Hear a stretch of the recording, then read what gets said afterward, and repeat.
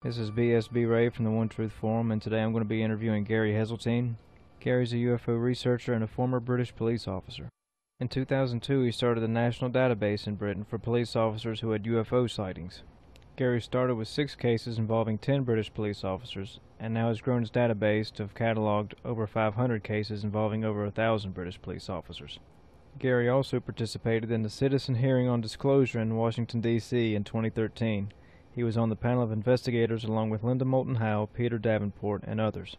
He's also founded a magazine called the UFO Truth magazine, and its columns are written by renowned UFO researchers from all over the world. And these aren't people that you selected at random to contribute to your magazine, right, Gary? These are people that you've met, you know them, they're credible people, right? Oh yeah, all the people that write for the magazine are people I've met over the last 13 years of my research, and they're people I respect, and have asked them to write columns, and some write on a regular basis, others are writing books, etc., touring, and they write on an occasional basis, but they all do it for free, and I would argue that there isn't a e-zine, 96-page e-zine, anywhere in the world with as many renowned and respected researchers operating under one forum, as it were. And that's important that somebody's doing this because, you know, on the internet today you can go to YouTube and look up UFO videos, and you see these things and you don't know if they're real, if they're fake. You can go on blogs, you don't know who's writing these things, if they're serious. But if you have a magazine where you have a name, you know where the source of the information is coming from, and you vetted these people yourself, right?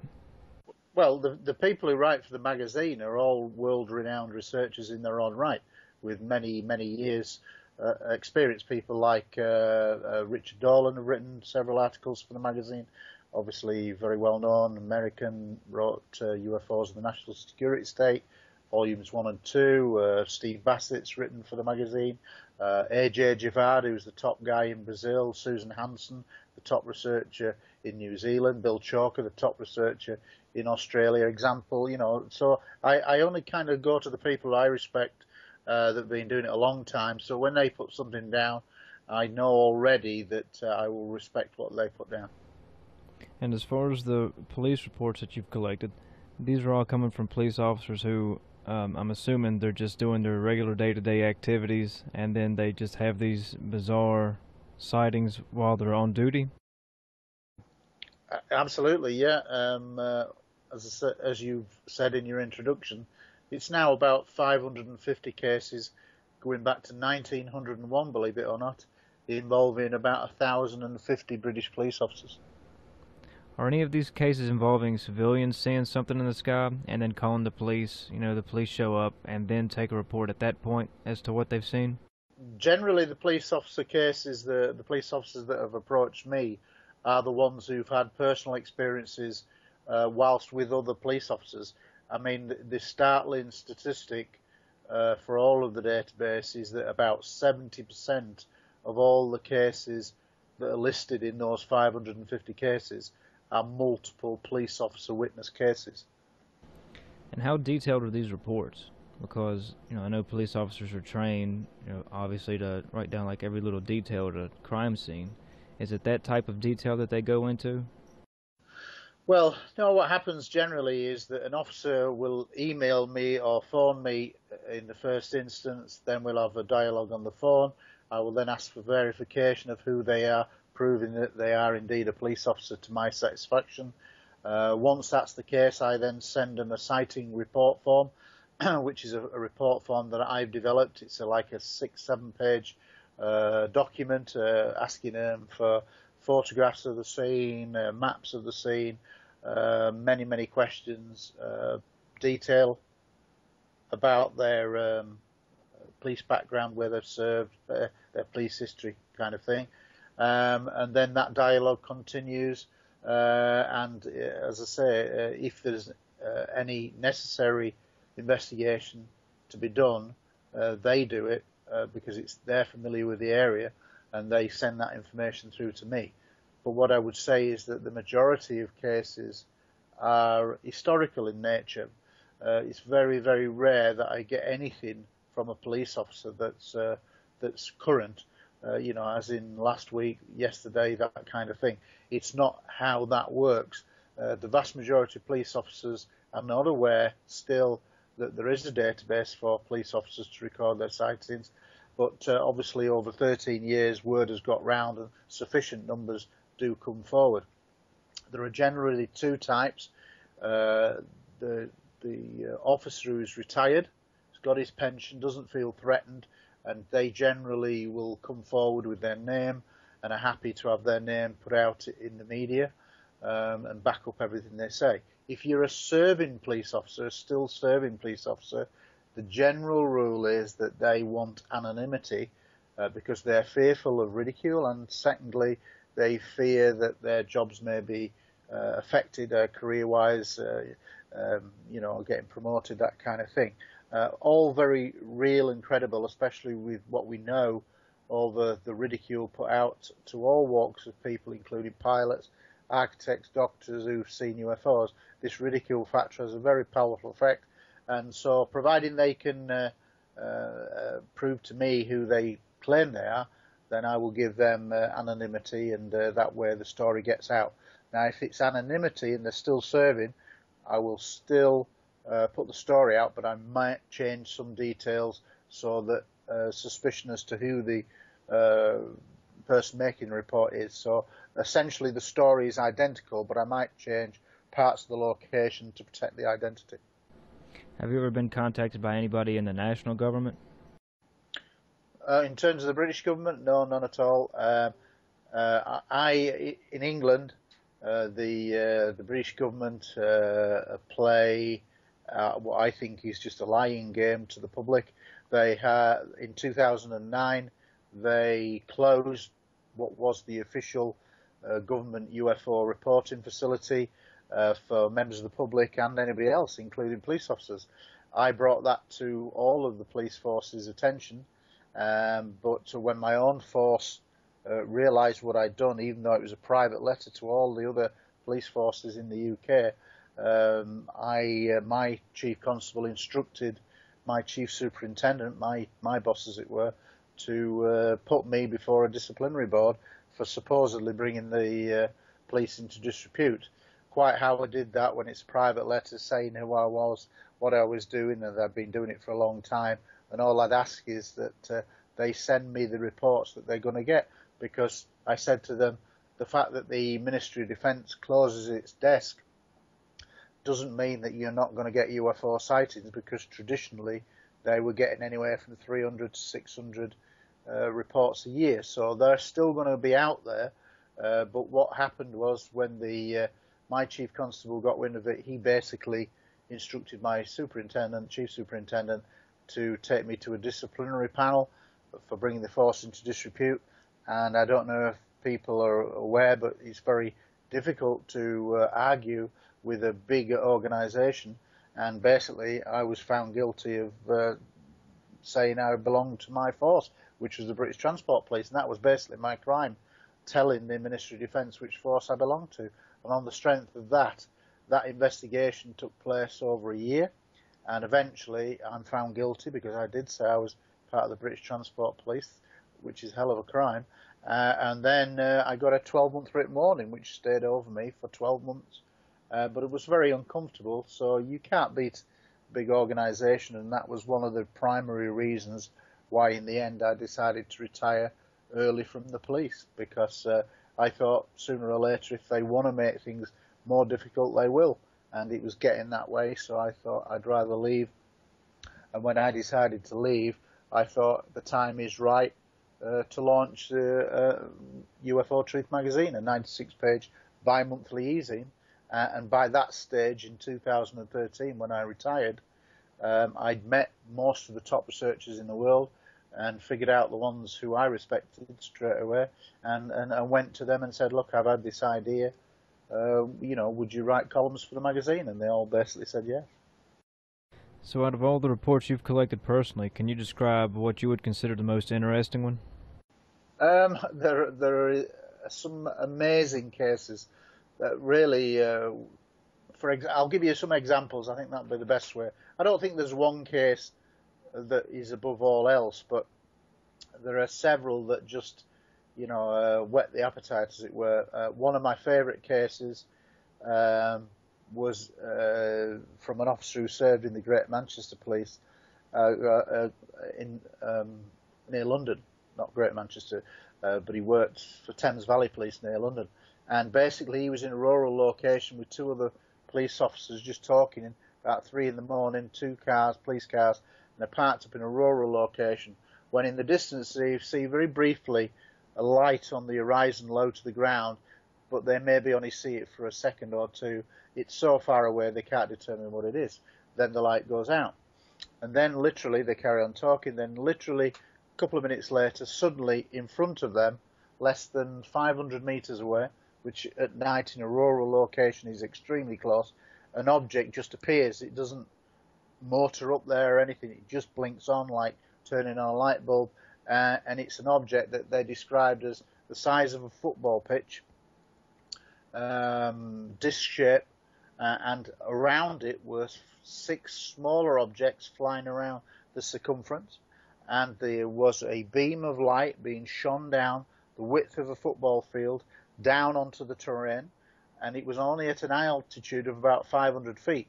So this is extremely close. They watch it for several minutes, and then suddenly, in the blink of an eye, like turning a light bulb, it's gone. No sound, nothing. It didn't go up, down, left or right. It just disappeared. So that's a fantastic case, multiple officer witness case. And then you've got others, like somebody who was actually a female officer in my own force, British Transport Police. She was driving a police car down a rural road when she sees a light coming in from the left, and she just thinks it's an aircraft. But she watches it, and eventually this light actually goes to the road that she's travelling down, about half a mile in the distance, and just stops and hovers over the road. And as she approaches in the police car, she then slows down because this object is blocking the road. But this object is not really any bigger than like a basketball size.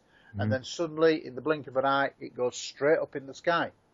Another case where you've got a police officer who's off duty with his wife, coming back from the music conference over some hills, and in a very desolate area. Just as they're coming back down, he sees coming out of cloud a huge black triangular object that is so big and so low that he can actually see 3 figures moving on the underside of the craft, kind of like looking down at him. He wasn't able to make out shapes as such, but he said there were 3 figures moving that were looking down.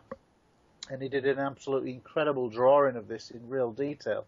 Another case, 2 police officers, uniform officers, are in just parked up near some fields near Oxford, and basically football fields near Oxford, and then basically an object just appears, a huge black triangle, no noise, and it's literally just above the rooftops, and they say it was the size of 3 football fields. And when the officer, who was a sergeant, told me this, I said, 3 football fields? And he says, yeah. I said, how do you know it was the size of 3 football fields? He says, because when we saw it, it was over 3 football fields, and which is a great way to represent no noise, no whatsoever. And then again, in the blink of an eye, it's gone to the horizon and gone. Another case, 2 police officers who were in the UK. We don't carry firearms all the time. Certain officers do, and they were government close protection officers, and they were actually guarding at the time a top Conservative minister. So this is somebody very, very well known. The name is, I know the name, but it's not released yet. It will be in the book that I'm writing. But basically, they're guarding this senior Conservative minister, and he's at an overnight location, in a rural location, stopped halfway en route to another commitment. And basically, it's summer's morning, and the minister is in bed, unaware of what's happening. But basically what happens is the 2 officers are walking side by side around the grounds of this country house, and it's a lovely blue, clear sky with not a cloud in the sky. And then suddenly, as they're walking, the sky goes dark. And as they look up, the sky's gone dark because there is a huge cylindrical purple UFO above the house where the minister is staying. One of them goes to draw his weapon, and his other one says, I don't think you're going to do much good with that. And they just stop and watch for about 5 minutes as this object, which they describe as being like the length of a football field, cylindrical in shape, just hovering silently above the house at a low altitude, and then suddenly it zooms away in literally a second out to the horizon and then gone, where it stops for a moment and then goes in a couple of seconds. So these are so many similarities to the cases that I hear all the time. There are many triangular reports. There are many disc-shaped reports, many cylindrical shaped reports. You know, and when you have studied this subject for a long time, like I have, then those similarities are really common, and this is often lost on the public who are fed generally in the media a mixture of truth and lies, and that is the problem. And one of the things that is great about the internet is the fact that you have access to information, but the reality is, in this day and age, there are so many millions of websites out there that just put out uncorroborated, unchecked stories that unfortunately the people who look at them don't know the difference between truth and fiction. Right. And some people are very gullible, and they believe everything that they read on the internet, and that's the downside. But there is also another major downside to the internet, which I've found over the last few years, which is terrible apathy to actually do anything about anything. Not just UFOs, I think it applies to all kinds of subjects.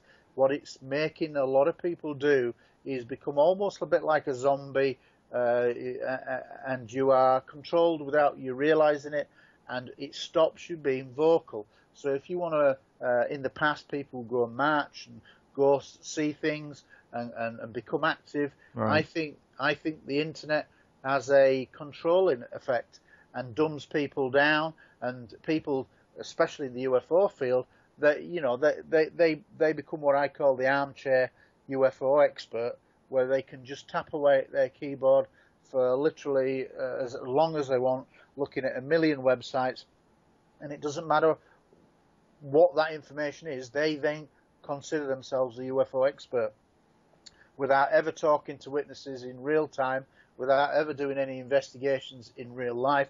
They become the be and end all, they're the expert. And unfortunately, those people, they won't go to conferences, they won't do anything active because they know it all from the internet, and that's a real problem. But it's not just applying to UFOs, it applies to, I think, many subjects. And are you in the process of publishing all of these cases? Is that what the book's going to be about? Well, yes, I'm writing a book. I'm about halfway through the police cases. The problem is time, and as the editor of a magazine, and I've talked to a number of other editors, it's called the curse of the editor. The editors do so much time doing the magazine that they tend not to write their own book. And I was having this conversation with A.J. Javard, who runs the Brazilian UFO printed magazine, obviously in Brazil. And we basically said, look, he's got a book about the Amazon sightings that he researches, and I've got my police cases, and we've had this bet that we must finish the book ASAP, because that's the curse of the editor, that you don't end up writing your own book, and we should. So it is a difficult balance, but I'm hoping that the book will be pretty much near ready by middle of next year. And you say you've got about half of all of your cases in the book? Oh, no. All the cases will be listed in précis form at the back, like they are on the website. But obviously, where cases where there is much more information known, I will expand on all of those cases. Now, I kind of did have an ethical debate with myself when I started writing it as to whether I just wrote it as a collection of stories without putting any connotation to it on what I thought about the cases, or did I put an interpretation on what many of the cases were? And in the end, I felt that I had to put an interpretation based on a knowledge of what I've looked at over now 35 years, and had to interpret them. And for the reason why I think you need to do that is because if you, at the start of the book, give a bit of a chapter and verse about the history of the best parts of ufology and shapes and objects seen over the many, many years, then when the reader reads the cases, they're going to quickly be able to think, yeah, this is a triangular sighting, there's been lots of these, they've been going back since the 50s, 60s kind of thing, and they'll have some kind of knowledge to work to, rather than let people just stay blind without giving them the extra information. So for me, it had to be that I had to give them that kind of background before I started going through the cases. Right. And speaking of the kind of whole background context of this, modern UFO sightings, say from about the past 100 years or so, yep, and then particularly around the era of World War II, we had pilots that didn't know what they were seeing. And then right after World War II, there was all these UFO sightings. You had Roswell was in 1947. I think the Kenneth Arnold sighting was about 2 weeks before that. Yep. Do you have any kind of indication as to why all of this would just suddenly pop up around the time of World War II? Yeah, I think so, in the sense of, I suspect that, while we can't prove it, that ET has probably been visiting this planet on and off for thousands of years, which is probably falling into that ancient alien theory, which is very popular. Right. I actually buy into that, because if a civilization, if an intelligent species elsewhere in the universe had lived on a planet that was, say, just 50,000 years of Earth time in its intellectual development, it means that they're 50,000 years ahead of us technologically. Now, if that's the case, then they will not be driving around in petrol-driven cars and riding around in jet engines in the air. They will have developed new methods of propulsion.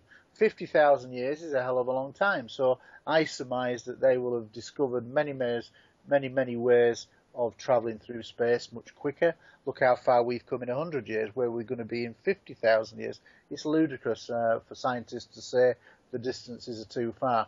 Not if you've got that technology. So I think distances won't be a problem, and I think, like what we do now, we go out and try to go to the moon, we're on about going to Mars, etc., etc.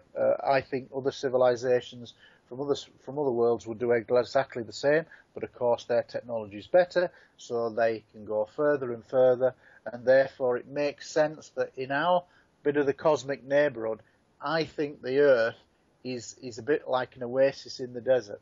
I think in our bit of the cosmic neighborhood, UFOs are drawn to the Earth because we are simply covered largely in water, and there is so much diverse life and fauna on this planet. So I think we're a bit of a jewel, an oasis in a desert of probably barren space, and that's why they come here, because people are asking me all the time. That's why I think.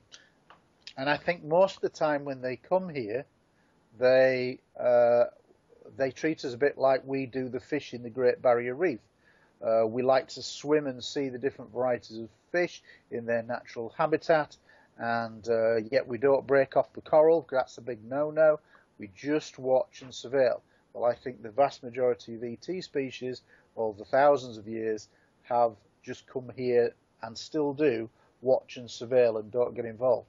I think in reality mankind is very primitive, and we are just discovering things about consciousness and perhaps parallel universes, and we're really getting now into quantum physics and realizing how that can affect almost everything. And so we really, I think, we're a bit like the ants in the playground. People say, well, why don't they come and talk to us? Well, would we talk to an ant on the playground? No, we wouldn't, because we think we're far superior than the ant. Well, what if we're the ant in this kind of simile, and the ET species are so far advanced that we're the ant? Why would they talk to us? And if they did, they would probably shoot them. That's why they don't land on the White House lawn, because they'll get shot at. it's a ludicrous what people come out with. But that's the reality. We're very primitive, we're very warlike, and there's wars going on all around the world now. We're in chaos with migrants, the biggest mass migrant population since the end of the Second World War. So I think there's many reasons why they've been coming, but I think what happens significantly is that our development of the atomic weapons, right, I think, is the real factor. And the fact is, whilst we've been warring regularly, all wars are going on at various times. The First World War was the first mass world war. We don't really know enough about UFO sightings during the First World War, but I think there are some. But Second World War is where we're trying to develop atomic weapons. Now, you think about it, if ET's been coming and going for a while, they may have remote sensors located somewhere on the Earth, and then suddenly we detonate the atomic weapon, obviously in Nagasaki and Hiroshima. And basically that sends a shockwave out into deep space that says, ooh, that civilization has reached a level of intelligence that has been now able to split the atom and create these horrendous weapons. And I think that's why suddenly they start turning up in droves. And when people talk about Roswell, it makes me laugh because, people go, Roswell, little village, middle of nowhere. What's the significance of that? Well, if you were to just get an arrow and fire it at a globe of the Earth and try to hit Roswell, it'd be very difficult, okay, if you just spun it. But ET manages to get to Roswell. Why? Because Roswell just happened to be the first place anywhere in the world that had the first atomic bomb squadron. A hell of a coincidence that, isn't it? That ET starts turning up when we detonate atomic weapons. The very first place they go to, or one of the first places they go to, is Roswell to check out the atomic squadron. What a coincidence that is. For me, that's not a coincidence. It's I think ET being alarmed that we've developed the technology to then ultimately destroy our planet. And if you look at the historical links between UFOs being seen near nuclear facilities, shipyards, nuclear submarines, nuclear ships, aircraft, nuclear power plants, there's a long association where UFOs are seen. And I think that's done on purpose to keep a check on where we are in our development. And I ultimately think one other thing is that what they say is, and this is mainstream says it, is that we only know 1% of the ocean.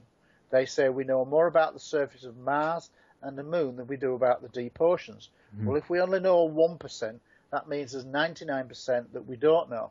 Well, who knows that we don't have ET bases in the deep oceans, in the deep trenches, and the reason why they start showing up in greater numbers is because perhaps they live down there, maybe they live down there for thousands of years, don't want to have any contact as such, and their planet, because it would be their planet if they'd lived there a long time, is suddenly at risk of being destroyed by atomic and then obviously nuclear weapons. So I think there's again, there's a lot of people think, oh, the distance is involved. But what if they're here already and they've got bases deep in the sea? Right. If we only know 1% of the ocean, that is perfectly feasible. And when you look at historically worldwide, the number of sightings that occur of objects seen going in and out of water, it makes perfect sense to me. And you've made mention before that in 1952 we almost got disclosure, right? Well, I think when they had the Washington sightings over 2 consecutive weekends in July 1952, it led to the biggest press conference since the Second World War, the end of the Second World War. And General Samford, apparently, there was a lot of people in the military who were urging Samford to say, let's come clean and tell them what we know. But in the end, I think the bureaucrats and the politicians put pressure on to say, no, we want to cover this up. The public are not ready for this. And he went on and made that broadcast that, It was recorded on cinefilm, where he basically said, yeah, well, there's been lots of sightings, but there's nothing that we can't explain. Well, we know that that was a lie. And really, at the start of 52, you really go into debunking mode big time. Project Sign had originally started in 47, then became Project Grudge, and then became Project Blue Book. By 1953, 54, the tide had turned and there was a real debunking era, which really kicks off with the 1953 Robertson panel, which was put together and commissioned by the CIA. They brought in top scientists who basically were there in secret. This was a secret meeting and a secret document that emerged, but that now is in the public domain. It's declassified, and basically what that says is in 1953 we have got to strip the aura of flying saucers, and we're going to work with the media to debunk UFOs, well, as it was flying saucers. And that, if you think about it, that policy has been in really since 1953 onwards. Right. So here we are 62 years later, and we're suffering still the consequences. Well, speaking of the CIA, I guess the press conference probably involved military figures, since it was a military event, or it was considered a military event when all these saucers were flying over Washington. So have you been able to discern any kind of difference in agendas between groups like the CIA or then the Navy, Air Force? Can you figure out different strands where people are trying to go in different directions? Well, I think a lot of people would say that the Navy, surprisingly, the U.S. Navy seems to have the largest take on it in terms of control, backed up by NSA, NRA, and CIA, which all have heavy involvement. But a lot of people would say that the U.S. Navy, that often in major reports, the Navy contingent turn up. So they seem to have a big interest in this. In reality, what we're talking about, though, is two different worlds. We have, and I say this when I lecture, is that people have to understand that there are two worlds. There is the secret world of intelligence agencies and governments and large corporations, and there is the open public domain. Now, if you're not in that secret world, then in reality you will never have the need to know to get that information that we would all love to see. Have we recovered craft? Have we had official contact with ET? All those kind of questions we don't really know the answer to. We suspect them, and you get the odd whistleblower, but unfortunately what you don't get is enough corroboration to what whistleblowers say, or alleged whistleblowers say. So in this case, the jury's out. So we have to rely on people who actually come out and into the public domain. And for me, what convinces me that ET is real is when I hear the very great testimony of pilots, especially military pilots, who are sent up to intercept these things, chase after them, in some cases open fire at them, and who've gone on video record, and they are who they say they are. For example, at the citizens' hearings in Washington 2013, one of the people giving testimony was Colonel Oscar Santa Maria, a Peruvian military pilot, now a general, but then he was earlier in his career, he was a fighter pilot, and he was sent to a radar-confirmed static stationary object in the sky. And as he approached, this is in broad daylight, this isn't at night, this is early morning, and in broad daylight, in sunshine, he sees this object, which at first he thinks is a balloon. He's ordered, or his commanders tell him to open fire, and he fires his some machine gun rounds at this balloon. He expects the balloon to be destroyed, but instead of being destroyed, the bullets have no effect and are absorbed with no effect whatsoever. And as he gets closer, he realizes that this is not a balloon. And then the object does a maneuver that is impossible for us, as we are currently aware. It literally just goes vertical, straight up, about 10,000 feet in the blink of an eye. It just goes straight up like a ruler, going straight up into the sky, and it's just gone. So he has then got to put his afterburner on and chase after it to try to get on another intercept position again. Again, when he gets on this second intercept position, the object does a repeat maneuver, 10,000 feet in a blink of an eye, straight up into the sky and gone, which he cannot compete with. Now, when somebody of that caliber gives that testimony firsthand, as was the case before one former senator and 5 former congressmen and women with collectively 80 years public service, literally their jaws were on the ground, because you've got this general in front of you giving you a first-hand account of a military intercept in broad daylight where weapons were fired and the technology on display by the object, a structured object, clearly radar confirmed, was way beyond anything we can do. And literally their jaws were on the floor. And those kind of cases, I think we're now looking at worldwide about 5,000 cases, perhaps 2,000 military cases, 3,000 commercial pilots, and that's not including private pilots. These are just commercial and military pilots who've gone on record.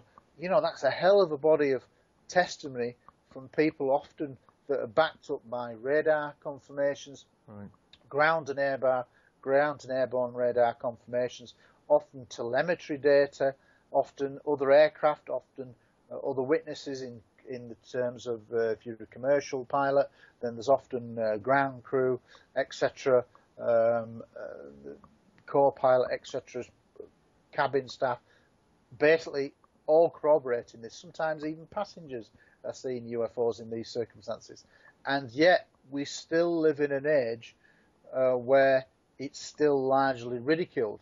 I mean, I read this only this week on the internet that a pilot, Tony Danziger, who actually flew Barack Obama, one of his pilots on one occasion, he had a very good UFO sighting of his own, had recently just died. So he'd only just gone on the record with his sighting. But this is a guy who flew the President of the United States. So, I mean, these are very credible people. And I find the pilot case is absolutely amazing. You said there was about 5,000 now worldwide pilot cases? Yeah, about 5,000 worldwide. All right, and that it seems like a lot, but then to think how many people aren't coming forward who have seen things that are pilots. That's a very good point. And like with police officers, I suspect it's 1 in 10. I suspect with the public it's maybe 1 in 20. I suspect that with pilots it's probably 1 in 50 right, that come forward. So, you know, it's many, many times more. Because, again, the reason why most pilots won't come forward is because they fear this ridicule factor. They actually fear getting grounded, which has happened in the past to pilots who've gone on the record. You know, pilots are being fined under JANAP regulations in the past.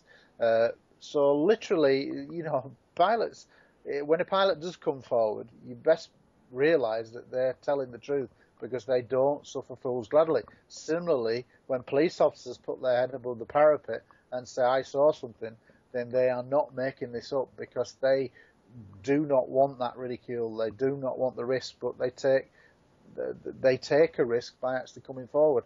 So, you know, I respect any officer that comes forward or pilot that comes forward in those circumstances. But it literally is only a drop in the ocean. I mean, I've had people who run childcare facilities where young children are brought every day. Parents drop them off and they look after them, but they've had UFO sightings.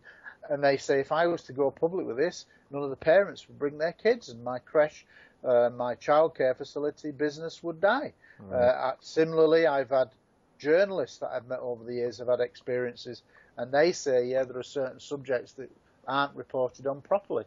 You know, so it's a very real fear factor, ridicule, and a perceived risk to your career. Right. And another comment I've heard you make before that I found really interesting was there was a U.S. general in the 1950s who made a comment to the extent that we've lost 10,000 pilots trying to shoot these things down. Yeah, I can't remember his name offhand. It's on the website, but basically there's a quote attributed to a general in the US. Basically, what he said is that there was a policy in the early 1950s for the US pilots to down UFOs, to try to recover the crash technology. But what he basically said is that we did that and we lost, he infers, hundreds, if not thousands, of officers in that process. Now, whilst I don't know the full verification on that, that's widely attributed, and his name is on there, and nobody has said that this is a hoax. And other people have similarly, in the military, hinted that there was an early policy in the 50s to try to recover crashed UFOs. And the reason why you would try to recover a crashed UFO is, and everyone accepts that whoever can own and replicate, i.e. get to work, something that was far in advance of our own, is suddenly going to become the greatest military power on the earth. And surprise, surprise, I think the Americans who run this subject historically, they got that, I think, probably with Roswell in 47, and they are probably the most powerful nation on the earth. But unfortunately, they're perpetrating a lie for a long time that they don't know anything. But I think the clock is ticking, and I've said this, and I've said that disclosure clock is ticking in the mainstream, because 2 years ago, mainstream science, basically, it was all over the news 2 years ago, said that with the advance of new radio telescopes coming online, that within 20 years of 2013, an intelligent civilization signal will be detected. Well, if that's the case, then we've got till 2033. Now, what that means is that hopefully, if I'm still alive by then, hopefully I will be, yourself, younger people, are going to be the first generations ever to have lived in a time where it's publicly acknowledged that contact has been made. Now, whilst we know as ufologists that ET has been coming here for a long time, I'm talking about the whole world knowing, and there is not this secrecy, and this contact, official contact, is coming.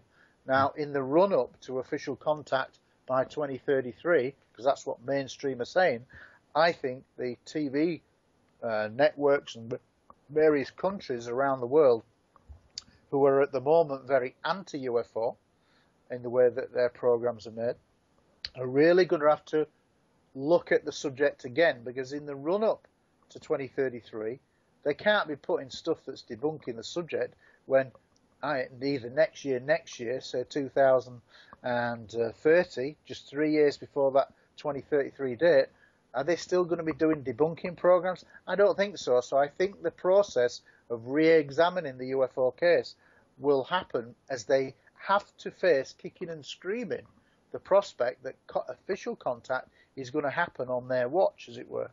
Now, here's the reality. Say we get to 2033 and they haven't done any preparation and it's still a bit of a joke, and then suddenly we get mainstream acknowledgement, yeah, we've got an intelligence signal from this planet XTC or whatever in the middle of nowhere, and it's confirmed, it's intellect, and science is saying, yeah, we think this is real. Well, guess what? What happens then is that the ET civilization on the other end goes, okay, we'll see you next week, because they might be a million years ahead of us in development and are just saying, well, welcome to the intergalactic club, we'll see you next week. And they have the technology, because of that far in advance, that they can cross the space divide in a week. Sounds ludicrous, but in reality, if you're a million years ahead of Earth time development, entirely possible. So if we have not prepared the public, the world, to face this official contact, then I think we're in for major problems. You know, it was just about a couple of weeks ago that NASA announced that they found water on the surface of Mars, like flowing water on the surface of Mars. So absolutely, absolutely, and that is where they basically always said in the run-up to that is wherever there's water, there'll almost certainly be life, microscopic life or whatever. So with them saying there is now liquid water, the reality is that if we could land a spaceship in that pond on Mars now, we'd probably find microscopic life thriving. Right. Now, but from what we can gather, Mars did have an atmosphere at one time and was probably very much like the Earth, with oceans and greenery as it was. So there was almost certainly something devastating happened to Mars, but it was probably very much like us. Now, how do we know in reality, that as the Mars decided to knew the planet was dying, that they didn't say, well, okay, we'll try to save some of our Martians and we'll go to the nearest planet. Oh, it's Earth, and we'll settle down there and try to repopulate that because we know that it's very similar. So how do we know that we're not Martians? In reality, that is a possibility to me, that we were seeded from somewhere else. It's perfectly feasible. In reality, if an asteroid was on a collision course with the Earth, apart from trying to blow it up like we see in TV films, the reality is somebody would probably say, well, okay, let's try to build a spacecraft and save some people and go off into space, a Battlestar Galactica kind of scenario. We would, I'm sure, try to do that if we knew that our planet was going to be totally destroyed. We would try to save ourselves, and we would try to find a planet that we could go to and settle down and colonize. Well, how do we know that that didn't happen to Mars 1 million years ago, 3 million years ago, and we're not Martians that came here? We really don't know. Right. And I think it's really interesting. It's like you were saying, probably next they'll announce bacterial life on Mars, which is exciting in itself, but it's just a baby step towards that real announcement of intelligent extraterrestrial life. Yes, yeah. I mean, the front cover of issue 15 of UFO Truth shows a photograph of Mars, and the headline is "The Trickle Effect" as we move step by step towards confirmation of life on Mars. Well, I can say that 3-4 years ago, I had a reporter in my house, and he says we've been hanging on this story for a while. Then that basically said they found microbial life on Mars. So they've been sat on it a long time. Now, what the reasons are as to why that hasn't come out until now, I don't know. But it does seem now that there is a trickle effect coming. And basically they were saying Pluto has an atmosphere and it may have oceans. Well, hang on a minute. That goes against everything that everybody thought in astronomy, that basically thought that it's not in the Goldilocks zone, Pluto. It's on the edge of our solar system, so that should be a cold, barren place. But what they're finding is literally with almost every satellite that goes past, that they're finding new and startling things. And this contradicts everything they thought. They always used to say that, there may well be life in the Goldilocks zone, in the planets that are not too hot, not too cold, in the middle, like Mars, Venus, Earth, that kind of thing. But now, Pluto has an atmosphere, may have oceans. Wow, what does that mean? It means that they don't know very much. We are still the ants in the playground, and unfortunately, mankind itself is very arrogant on the whole to say that we're the most intelligent thing out there. Well, that's ridiculous. 15 years ago, mainstream science would have said there might be life. 10 years ago, there probably is life, in the universe. Now life is probably teeming out there. We just haven't found it yet, or them us. And so the language has changed tremendously over just what is 15 years, and we're now on the brink. And I all put it down to the fact that whilst ufologists talk about disclosure, and yes, it would be nice to have governments to come out and say, yeah, actually we have had contact, blah blah blah. There are such things, yeah, there are blah blah blah, but we didn't tell you because. I don't think anybody in ufology has that power or influence to beat the TV networks who control the big 6 TV networks that control all the media. Unless you've got the media on board, you're never going to make a breakthrough. So it either has to come from ET themselves, by them showing themselves, doing something to say, actually, we are here, or it gets to mainstream to do it through science, and by 2033 they go, yeah, we've detected this intelligent signal. And I suspect it will be the latter, that it will be mainstream science.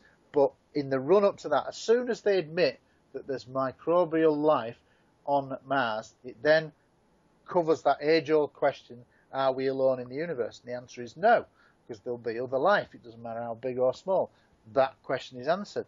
Mm-hmm. Then the skeptics out there will turn the argument to be, well, yeah, we've got microbial life, we proved that, but is there intelligent life? they will try moving the goalposts.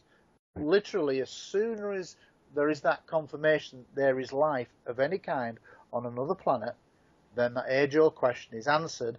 And for me, if you can imagine a big dam and the water on one side and the dam and clay greenery on the other side, when admission of life of any kind comes out, one of the bricks in that dam comes out, and a little trickle of water starts to get through. And of course, the pressure will then grow. And I think that within literally a short time of that happening, there will be a trickle effect that becomes a torrent. And actually, when disclosure comes, I think it will quickly collapse and happen very quickly. All right. And now I'm going to ask a couple of member questions. The first one comes from Aragorn, and he's wondering if there's any new information that you have on the Belgian UFO flap of the late 1980s, early 1990s, when there was a lot of publicity about all of these UFO sightings over Belgium. Yeah, I mean, basically, there is a very telling video that was recorded with an interview with a guy called Professor Emil Schweitzer.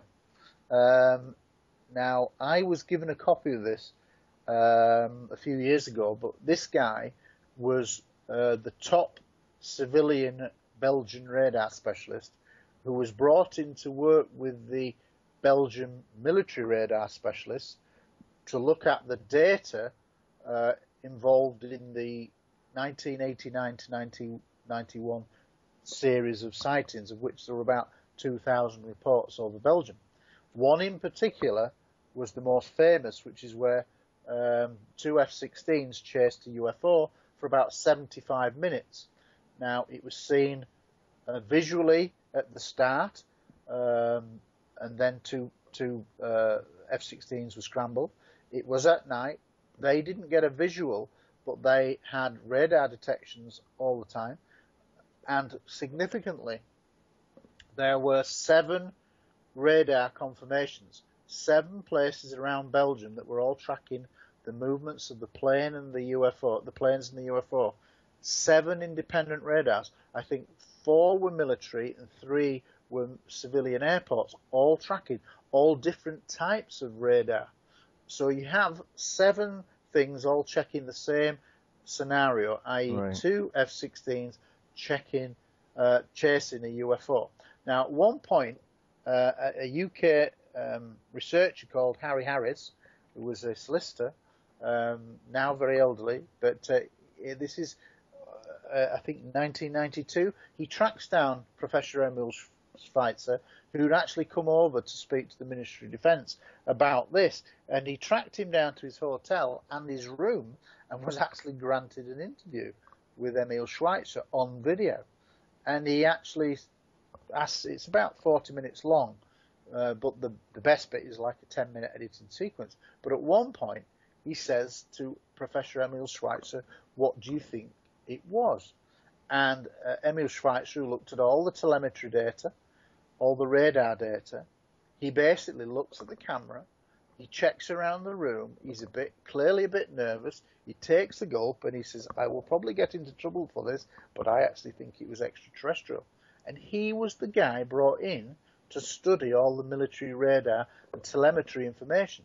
And he actually also goes on to draw on video a sequence where he says at one point the UFO makes a very sharp dive, and at the point at which it goes into this sharp dive, it drops something like 5,000 feet in 3 seconds. And then just as it's about to hit the ground, it then does a right angle turn, and at the point it makes the right angle turn, it pulls over 35 Gs in that turn. Well, the maximum for stealth, even now, in 2015, is 11 to 12. And this object was tracked on telemetry data on 7 radar installations, pulling 35 Gs.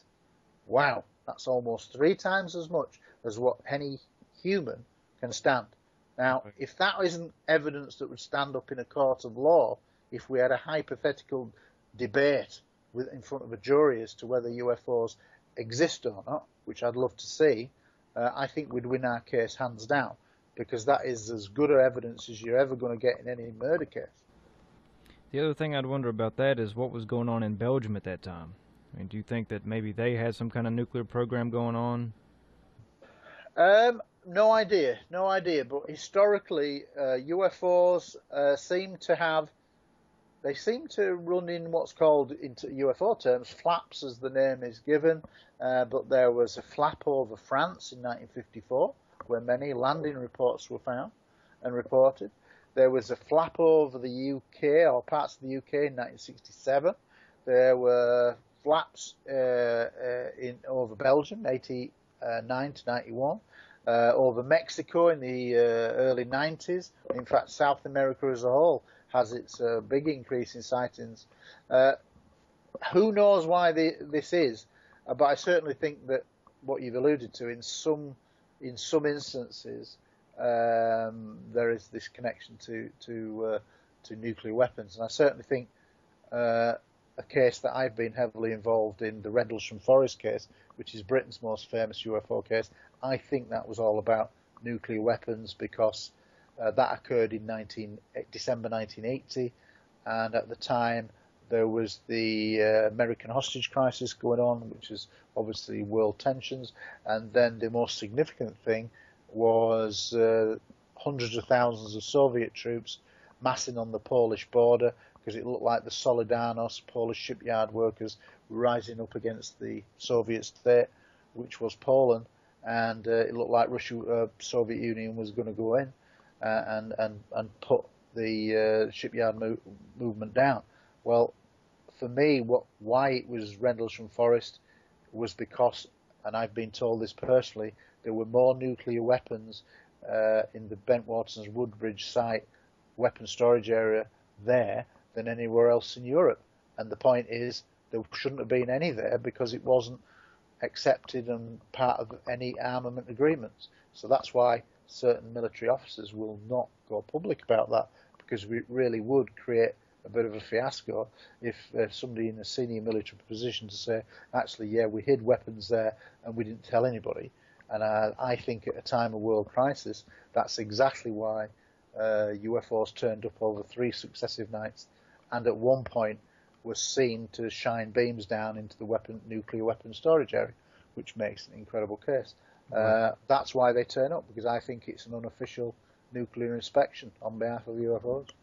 Right, or even shutting them down. I mean, there's cases of them. Yeah, there's certainly cases in the States where, Captain Robert Salas, and the Minuteman missiles in the mid-60s, they were shut down, and then similarly it happened in the mid-70s as well.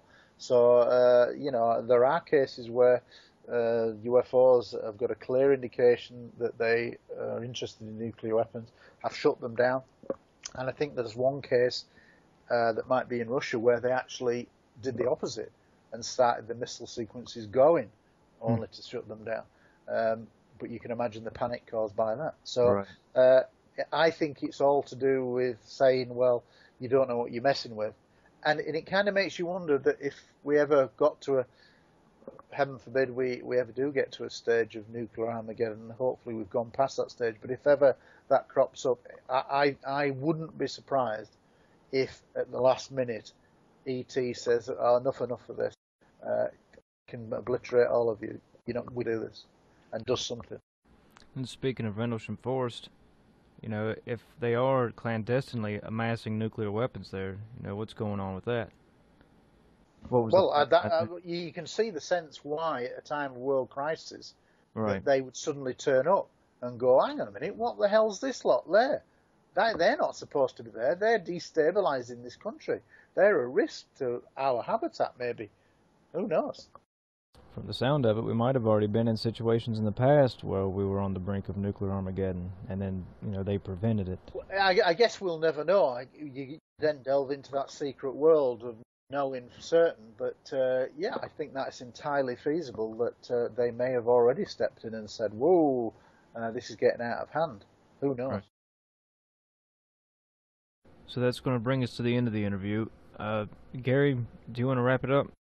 Yeah, well, thank you for inviting me on as a guest, and anytime you want me back, just let me know. All right, thank you, Gary. I appreciate your time. All right, thanks very much. And our guest again was Gary Heseltine. He's got two websites. The first one is the UFOs Police Database. That's PRUFOs, as in Police Reporting UFO Sightings Database, and it's at www.prufospolicedatabase.co.uk. And his second website is for his UFO Truth magazine, which we talked about earlier, and that website is www.ufotruthmagazine.co.uk. The One Truth Forum website can be found at janedeane81.com. That's JANDEANE81.com.